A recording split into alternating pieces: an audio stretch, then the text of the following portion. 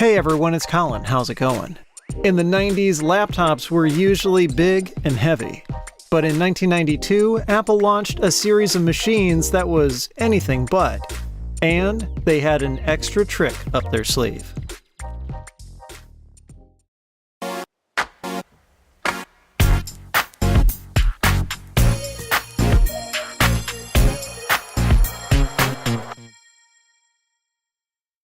This is a Macintosh PowerBook Duo 270C.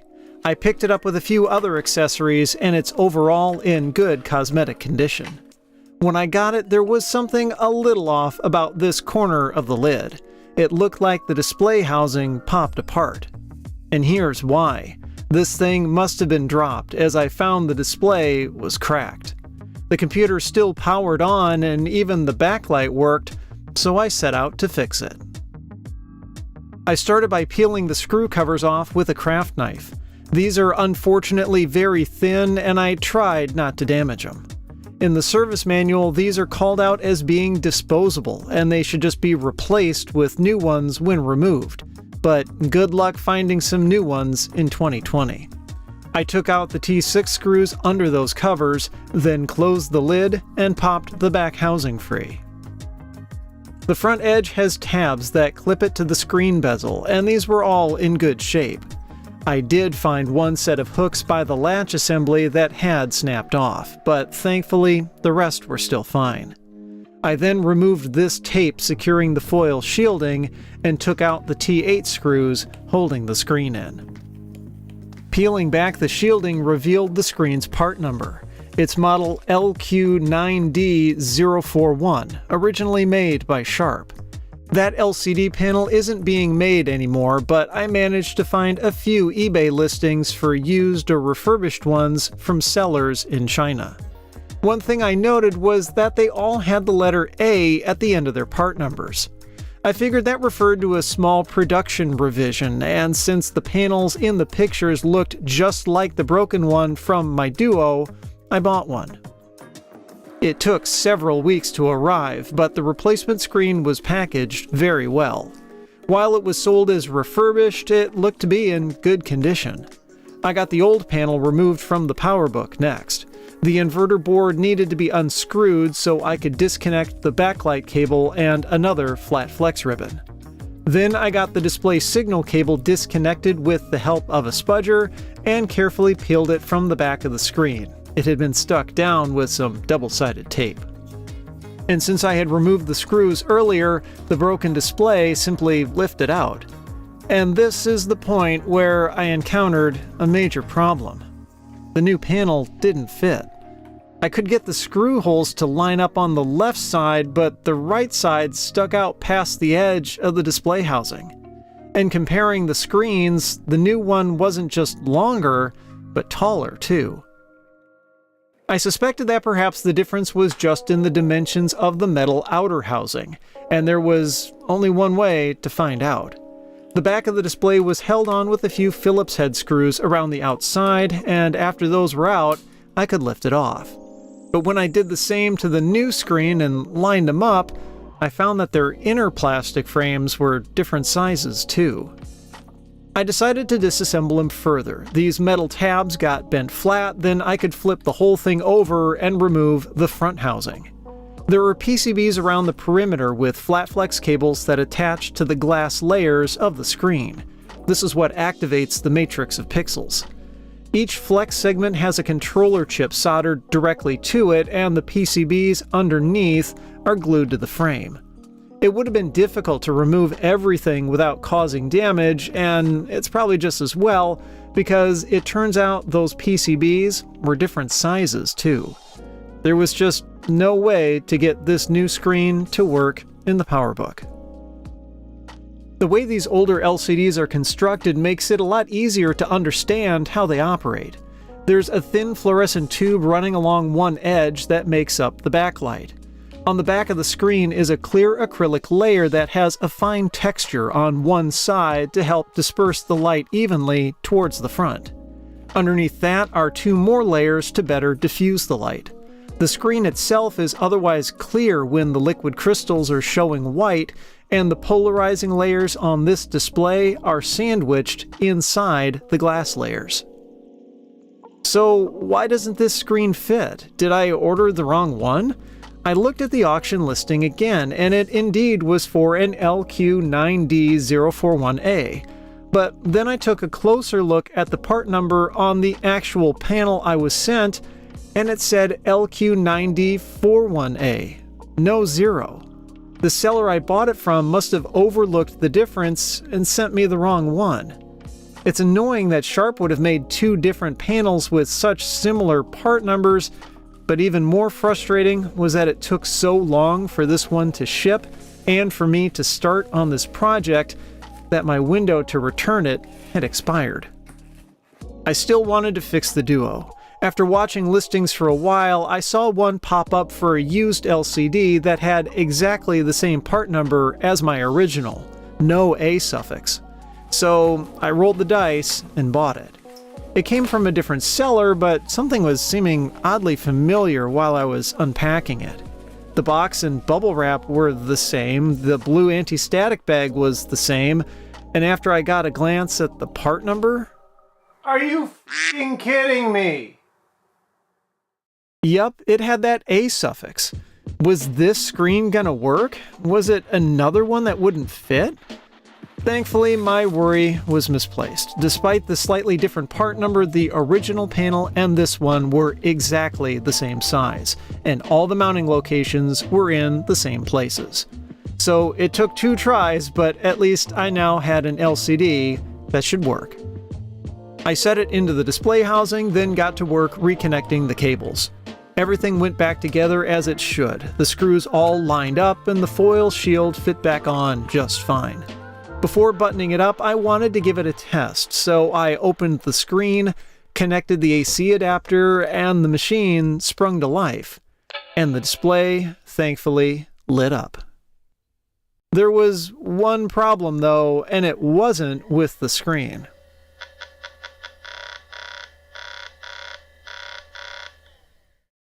Yeah, the machine wasn't finding an operating system to boot from because the hard drive was dying. That's becoming a common problem with vintage laptops especially, and it's something I'd need to deal with next. But first, a visit from an old nemesis, brittle plastic. I found that the screw standoffs on the display's back housing were cracking around their brass inserts. If I didn't do anything about it, they'd likely snap off, so I applied a generous amount of superglue to hopefully hold them together. I've done this before on laptop screens, and it's always worked well, so I left it to dry overnight. After the glue cured, I could carefully reinstall the housing, sliding it on from the front, then working it around the hinge covers and snapping it down. The screws went back in just fine, and when I tightened them down, they felt strong, so it seemed like the glue had done the trick. Though they were supposed to be disposable, I had to figure out how to reuse the screw covers. What I ended up doing was applying some double-sided tape to their backs, then cutting it to size with a craft knife. I pressed them into place with the help of a spudger, and while they definitely didn't look brand new, I could live with them. They're certainly better than seeing the screw heads. The machine had been putting marks all over my work mat, and that's because the rubber feet on the bottom were disintegrating into a sticky goo. This is another common problem with retro tech, so I used the flat side of a spudger to scrape out the bulk of the mess, then took care of what remained with an alcohol wipe. Okay, time to tackle that hard drive. I pulled the battery out of the Duo, then flipped it over and removed the 4 Torx screws from the bottom. 3 hold in the keyboard and a 4th fastens down the top case. Next, I opened the screen and carefully slid off the hinge covers. They just snap into place and weren't too tough, but I still had to be careful not to break them. Again, finding replacements would be difficult at best. I flipped the keyboard over onto the palm rest and disconnected its pair of flex cables. The top and bottom housing snaps together inside the battery compartment, so I got them separated, and then I could lift the top case up and wiggle it free. I noticed that a couple of the loops that the top case hooks into were broken on the right side. It's possible I accidentally did this when removing it, but it's also possible I'm not the first person inside this machine. The hard drive is covered by this blue shield, so I got its screws taken out next. Underneath was a Quantum Daytona Model 514S. It's a 4500 RPM, 2.5-inch SCSI drive. I disconnected its interface ribbon from the motherboard, then the drive lifted out with its mounting bracket. On closer inspection, it looks like this hard drive isn't original. It's 500 megabytes in capacity, about twice as big as the 240 meg drive the 270C shipped with. It's also missing an Apple logo sticker signifying it as an original part. So I'd gotten the broken drive out, but what was I going to replace it with? Included in a lot of PowerBook Duo parts I picked up from my friends over at Free Geek Twin Cities was a sorry-looking Duo 280. Its display was also smashed, it was missing its keyboard, and lots of its plastics were either cracked or had asset tag information scratched into them. I'm pretty sure this had been someone else's parts machine too, but out of curiosity, I tried powering it on anyway, and yeah, it's dead. No signs of life at all. It felt kind of heavy in the front, even without a battery, so I took the top cover off and peeled back the foil to find an original hard drive still in here. There was a good chance this one wouldn't work either, due to age or abuse, but I figured it'd be worth a shot. It's likely the one that originally came with the 280, an Apple-branded 250 meg unit manufactured by Connor. I dropped it into the 270C, but before committing to reassembling the PowerBook, I tested it first. And not long after starting up,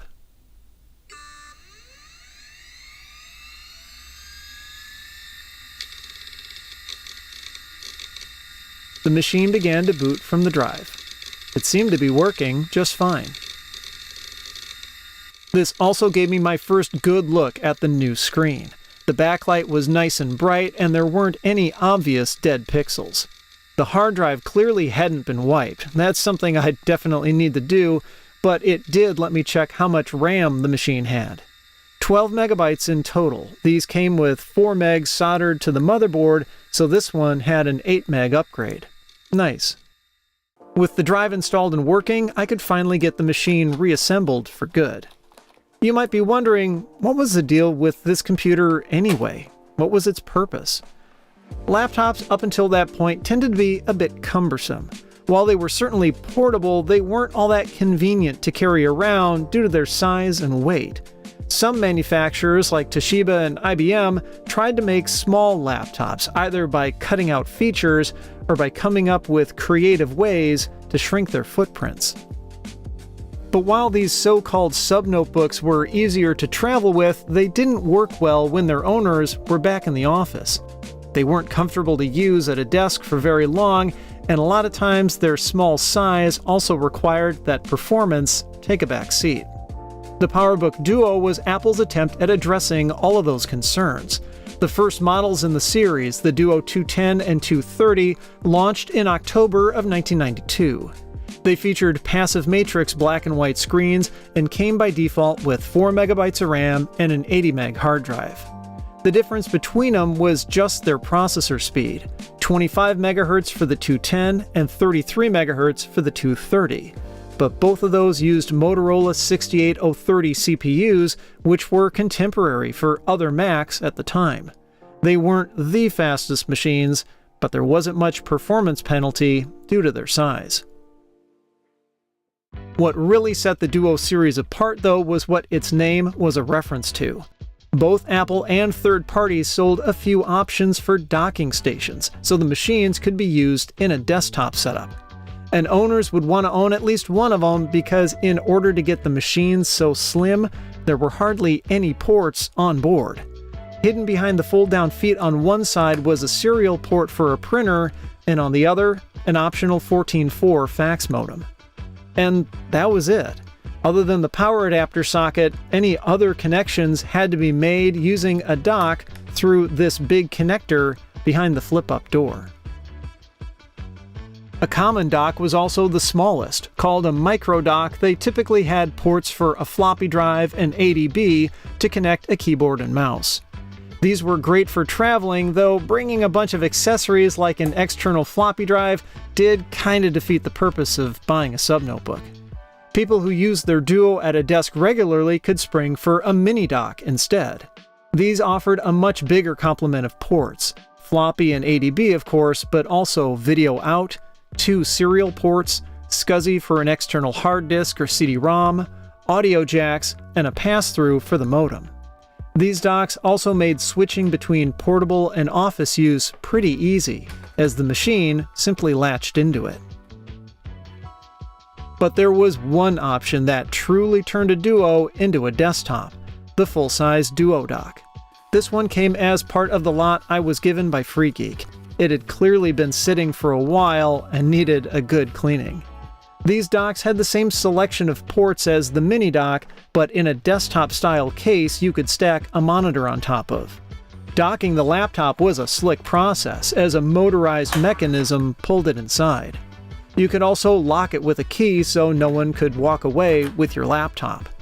And an external floppy drive wasn't necessary, as one was built into the right side. The level of expandability that the dock offered was also impressive. Most laptop docking stations were simply port replicators, extending the connections from circuitry inside the laptop itself. But the Duo docks were more like extensions of the computer's motherboard. That big connector didn't just pass power, audio, and other typical signals, it also offered direct access to the Duo's CPU. The dock's motherboard held an optional Motorola 68882 math coprocessor to speed up floating point calculations. And to better help drive the external monitor, it also included a 512K video RAM module, which doubled the total VRAM in the system. There were even 2 NuBus expansion slots for things like network or video cards. I noticed something a bit weird with this power cable. There's a bunch of electrical tape in the middle, and this ribbon cable has a strange extender on it. Neither of these seemed factory, so I decided to disassemble the dock further to investigate.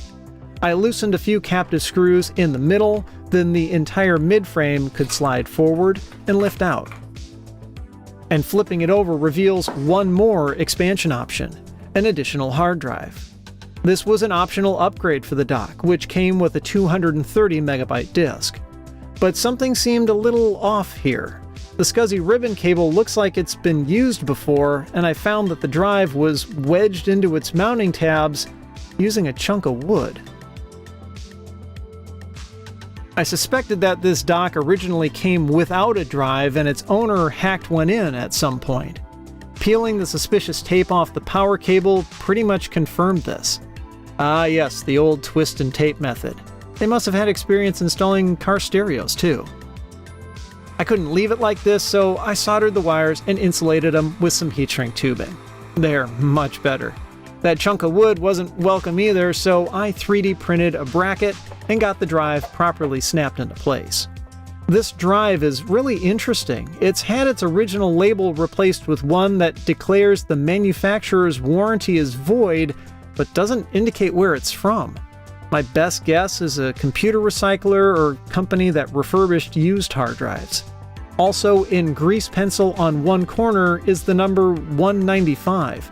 It's written in a way that suggests it was a price. $1.95 for a Quantum SCSI drive? Having the midframe out also gives a good look at the Ethernet card. It's an original Apple NuBus network adapter. It supports 10 megabit connections through the AAUI port on the back. The idea was that you'd connect a transceiver to whatever cabling type you were using, like 10BASE-T ThinNet or 10BASE-T twisted pair.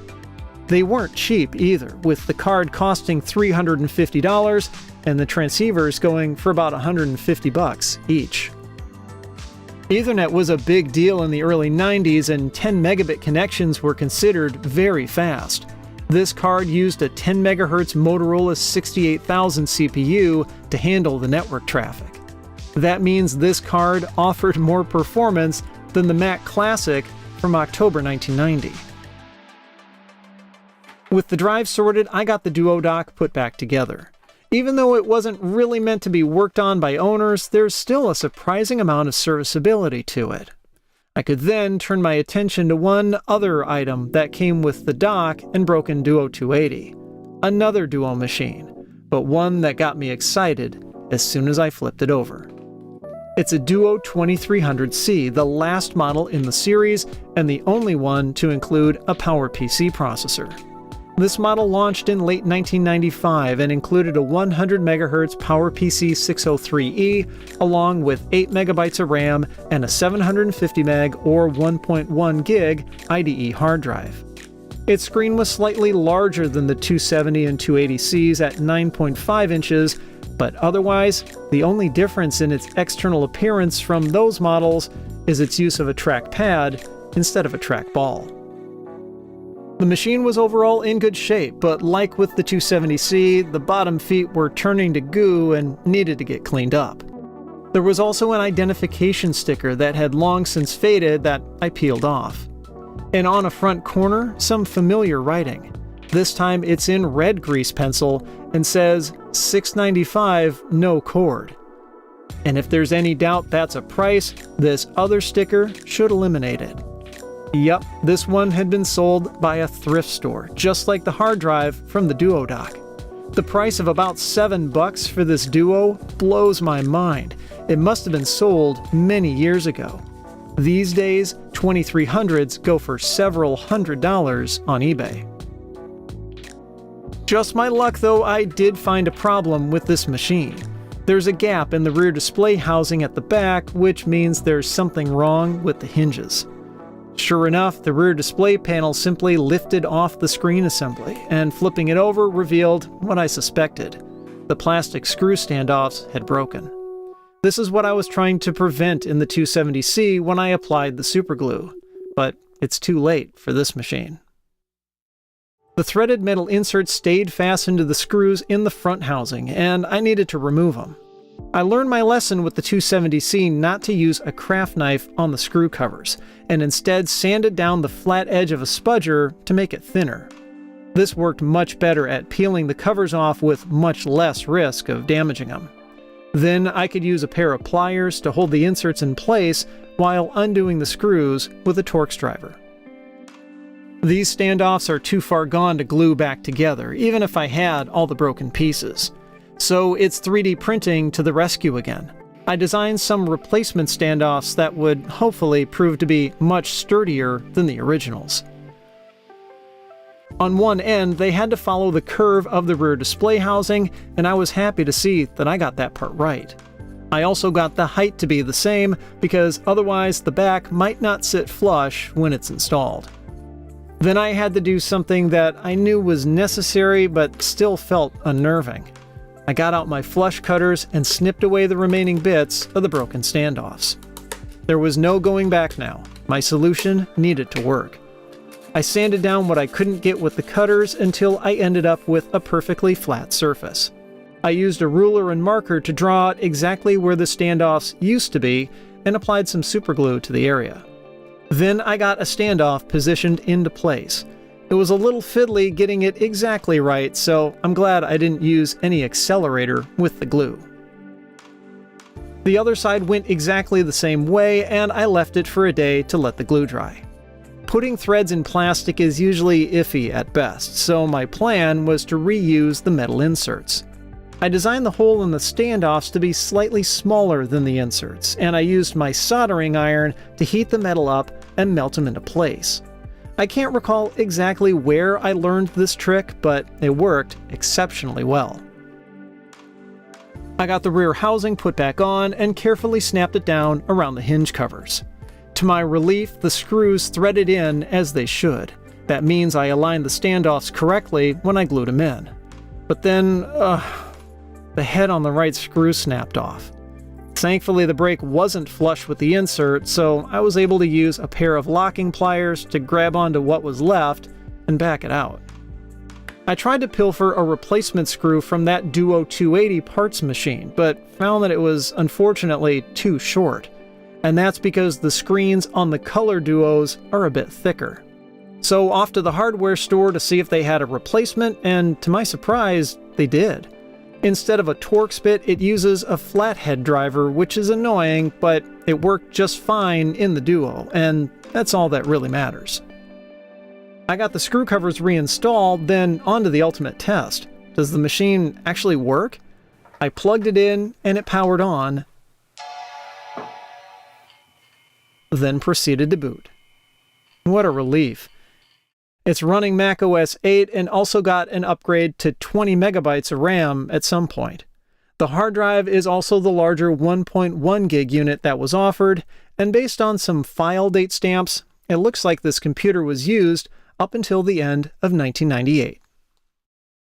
And with them now working, the only thing left to do to both of these machines was wipe the drives and reinstall the OS.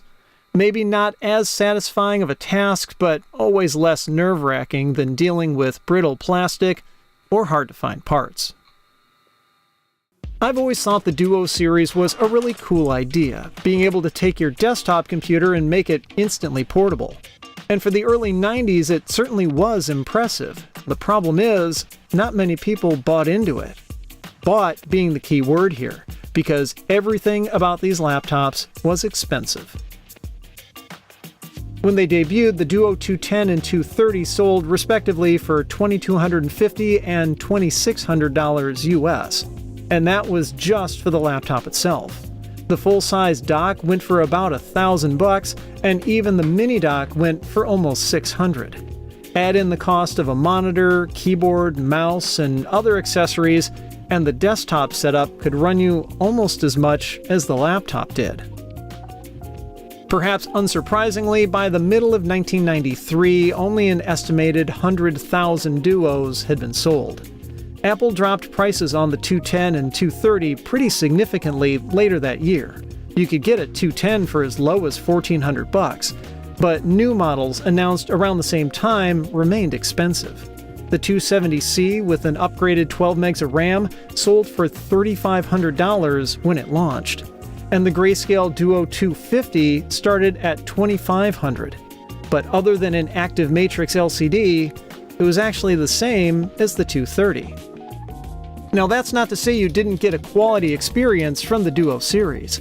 They only weighed about 4 pounds, which was significantly less than the 7 to 8 of most other laptops, so they certainly delivered on their promise of portability.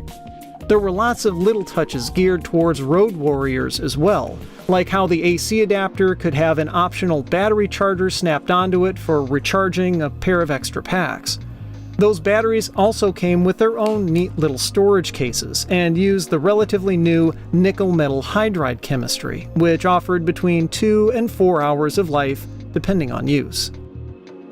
And ultimately, it really was those road warriors that jumped on board with the Duo series. People who would spend significant amounts of time traveling for work. This is evidenced by this asset tag on the bottom of my 270C, indicating that it used to belong to John Deere, the tractor company. It was likely used by a sales rep or engineer visiting with customers and dealers throughout the US. This was the perfect use case for the Duo, and the high price was likely deemed worth it to the company because of the productivity it offered.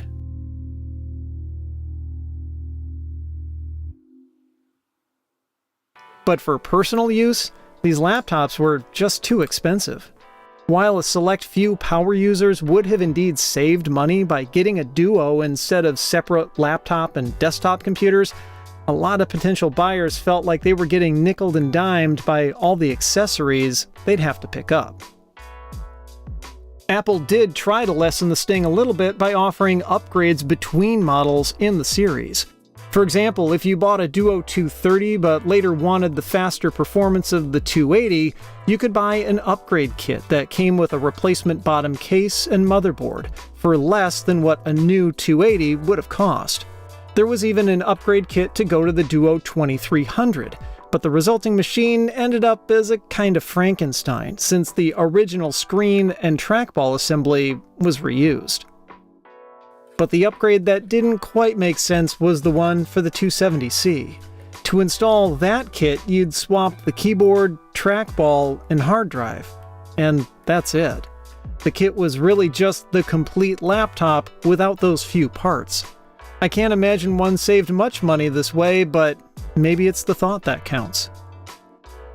And in some ways, that sentiment was Apple's modus operandi throughout much of the 90s.